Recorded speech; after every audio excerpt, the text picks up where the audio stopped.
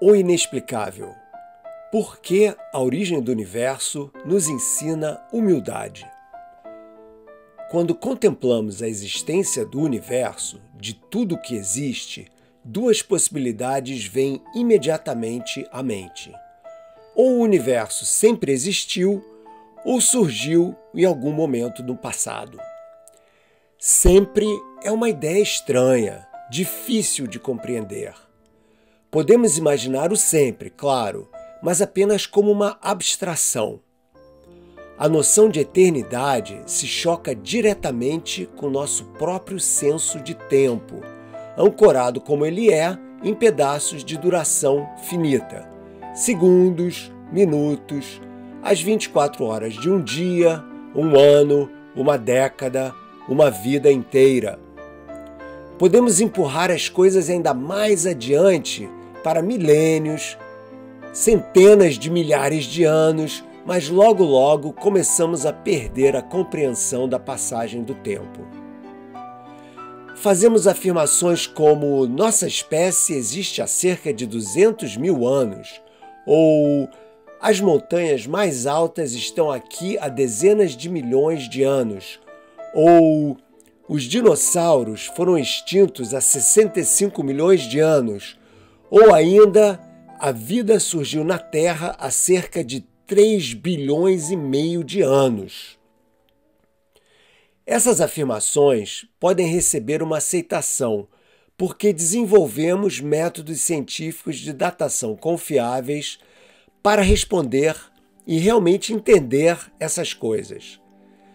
Mas não podemos compreender verdadeiramente em nossas mentes esses tempos tão longos com qualquer forma de especificidade.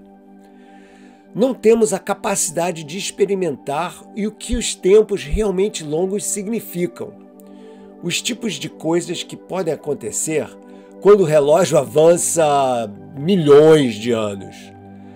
Para a maioria das pessoas, contemplar a deriva de continentes, o surgimento de montanhas ou a mudança de formas de vida ao longo de milhões de anos é muito difícil, se não impossível.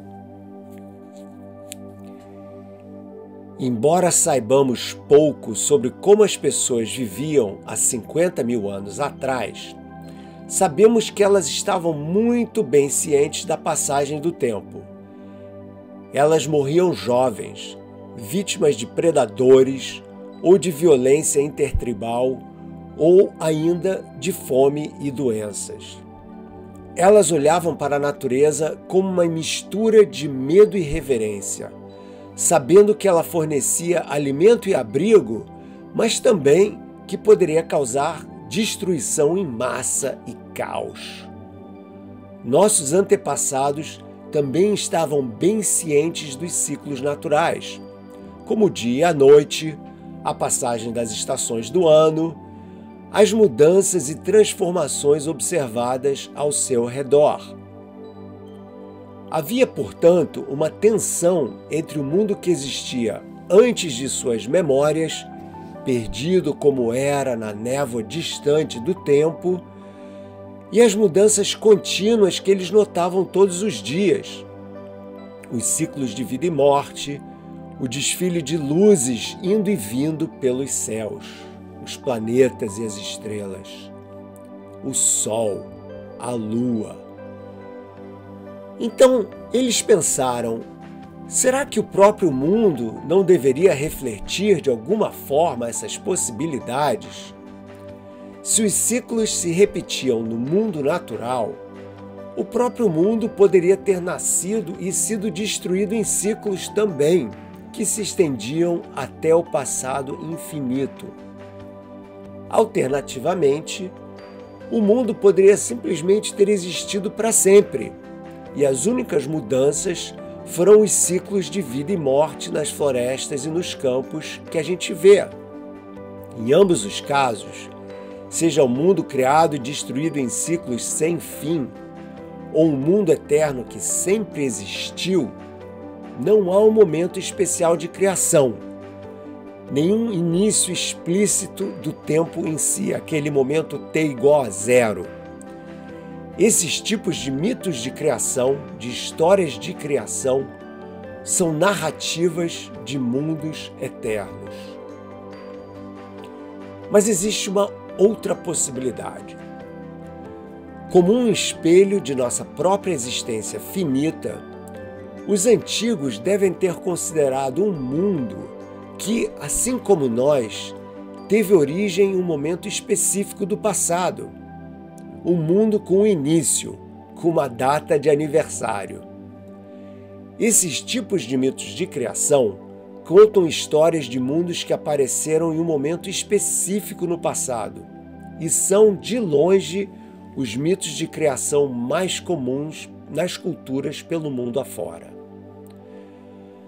Basta a gente se perguntar a nós mesmos: por que existe um universo? Por que eu existo neste universo, nesse momento? E você vai logo perceber que essas perguntas são realmente muito difíceis. Por que elas são tão difíceis assim?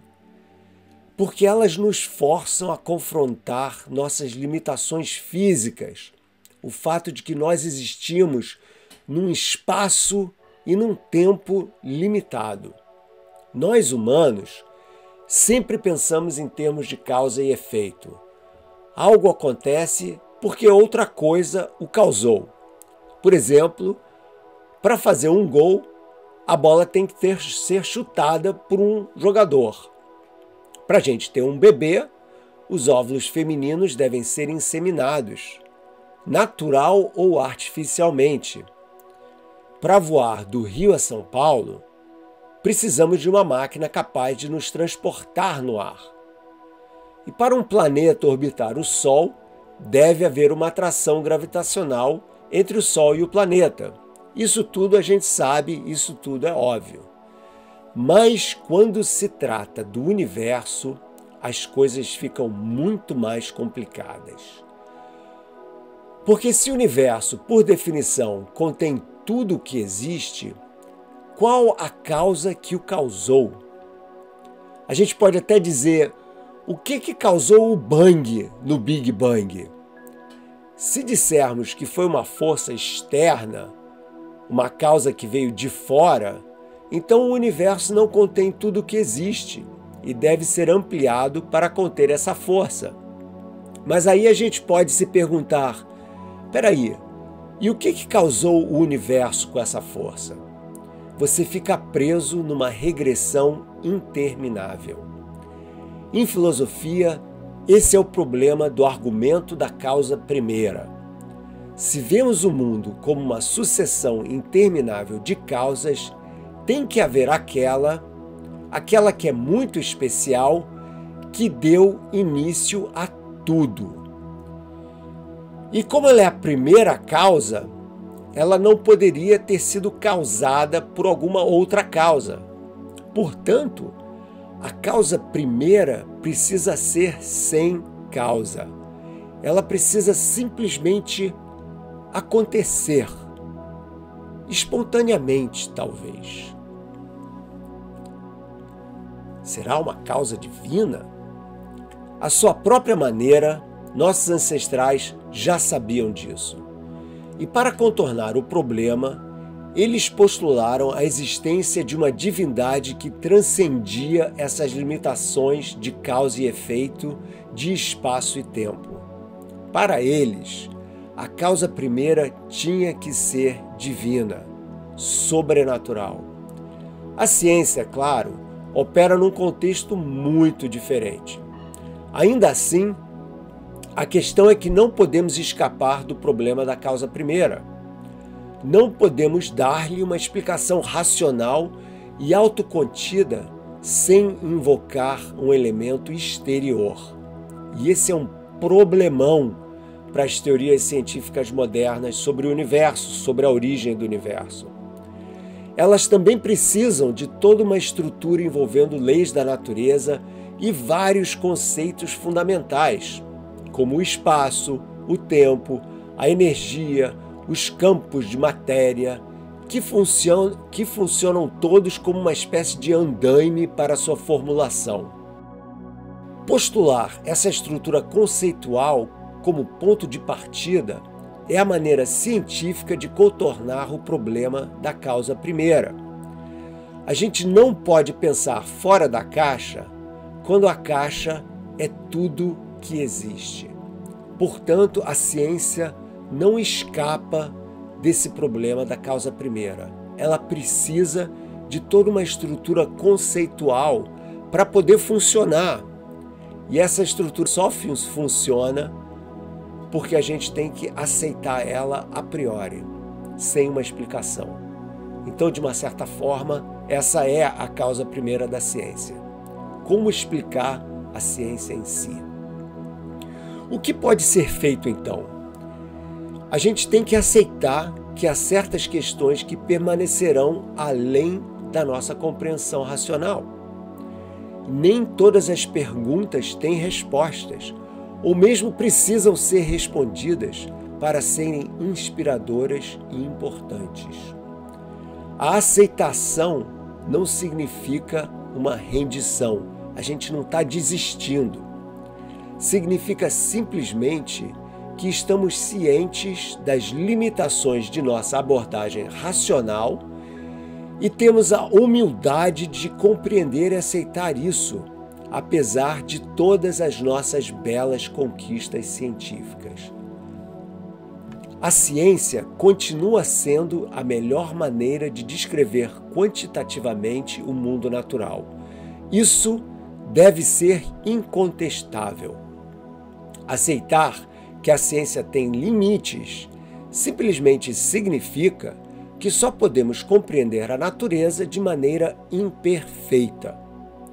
A metodologia científica é extremamente eficiente quando trata de questões dentro de seu alcance, como as órbitas planetárias, o papel dos antibióticos, o comportamento de materiais novos ou o aquecimento global. Mas essa metodologia científica atinge uma parede dura quando se depara com a causa primeira. Isso não significa de modo algum que devemos convocar, como os nossos antepassados ou as que têm fé, uma intervenção divina. Também não tira de forma alguma o valor ou o alcance da ciência, mas certamente aceitar essa limitação torna a ciência mais humana, falível e imperfeita como nós, seus criadores.